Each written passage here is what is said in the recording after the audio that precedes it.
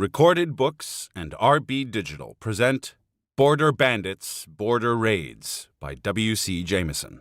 Narrated by Luis Moreno. Introduction.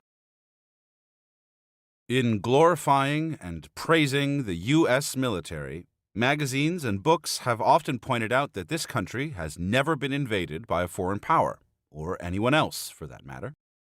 This position has often been voiced at Memorial Day rallies, Veterans of Foreign Wars gatherings, and other patriotic assemblies.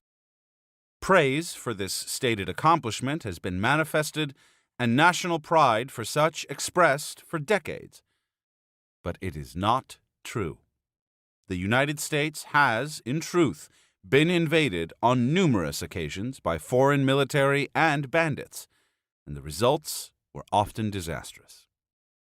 The Mexican armies of Generals Pancho Villa and Venustiano Carranza conducted several cross-border raids, ostensibly to procure arms, ammunition, supplies, and food. In addition, Mexican bandits, sometimes organized and sometimes spontaneous, undertook raids into American settlements along the border, leaving death and destruction in their wake. Such raids, and there were many, were responded to by the U.S. military and the Texas Rangers, as well as local, county, and state law enforcement agencies. Retaliation raids into Mexico by the U.S. cavalry and Texas Rangers were not uncommon.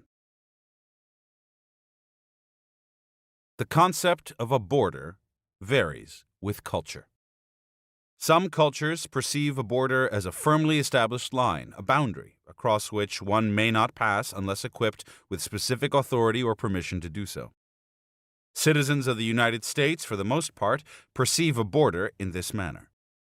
Boundaries between states and counties are respected and honored as a result of this tradition, to the degree that the regions circumscribed by such boundaries will manifest their own rules, regulations, politics, cultures, and social systems.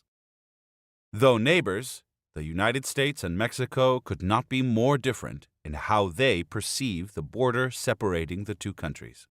To those steeped in Mexican culture, a border is simply a line. It can be a fence, a river, or a pen mark on a map, but it does not hold the authoritative energy and power for them as it does Americans. When a Mexican arrives at a border, he crosses it without a second thought, simply because his destination happens to be on the other side. This difference in philosophy has created numerous tensions and difficulties between the two nations for nearly 2 centuries. Life along the U.S.-Mexico border during the last half of the 19th century and the first 3 decades of the 20th century was sometimes fraught with danger. Mexican nationals often crossed the border to steal cattle and horses from American ranches. In the process, men on both sides were often killed and wounded. Likewise, a number of prominent cattle ranches in Texas were initially stocked with cattle stolen from Mexico during acquisition raids. When incursions from Mexico became more common and threatening, reinforcements were called in the form of the U.S. Army and the Texas Rangers. These forces were intended to serve as deterrents, but following particularly aggressive and violent raids, the agents often became involved in aggressive pursuit and punishment. Results were mixed. The U.S. military was initially ill-equipped to deal with the rugged terrain of the border country from the West Texas desert mountain region all the way down the Rio Grande to the Gulf of Mexico. Men and horses suffered, and commands proved futile, until their leaders could get their bearings and gain sufficient knowledge accumulated from experience. By the same token, the enemy, in the form of Mexican nationals, had lived and thrived in these environments for thousands of years, were well adapted to terrain and conditions, and were natural guerrilla fighters. What they lacked was numbers.